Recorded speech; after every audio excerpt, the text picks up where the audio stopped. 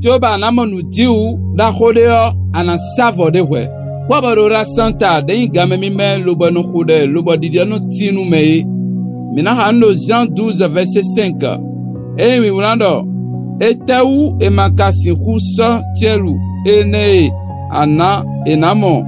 gankwe afode kanweko chobo ho sosa bomma akwetonu wa mamonolea gbeto do modone une mali ze o chelu lobo gba da fonu Jesu ewe melele duo do modone ama David wa manokunu jendeme lobo wado nwe mina na kuno bio edune nde lobo na ho akwenu emi town kakabo ye wa na ikungba ba do mina so akwemi tonde su lobo ze khona nu mon katon wa mali wa manokunu jama lobo so nu vive nu ho akwede da siton wonu le bio lobo aso gbado afonu Jesu do modo mikusado ndebu lobo humo eble modo tawu edo ndeba wa edo nu da khode do nu kunwe lo akundo nu da khode na jo didio da khode na tilo gbezan to me dos azan aizeme chobo enamo nu da khode no edo na blo nu vivede no viche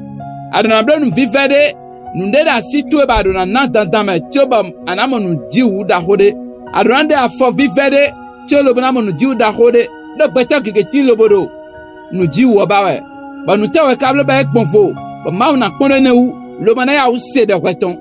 ewa zuma mali ede afo mon koton amo mele le doele ede le negbon kanable moji gbetole le dowe lo bana do mi sakwele dion mi na so kwe anawale si wonu e kwe viene kala sito si wonu nu kwe viene kala sito no e ba de amo gbede ame manonu gbetone don wero gudo eyin ma gbetona kro me amo ndele ti manu na inu ko na amo nu da ho nu jiu da ho lo gbezan to me wede nu ando to gbeto ando to ma singbe nkora nu edi bra ma ni nawe ai khadagbe de anando lobana de afo vivere afo da khode lobana motembo sedetwe do Jesu sin comme ami fifa ni fwedowe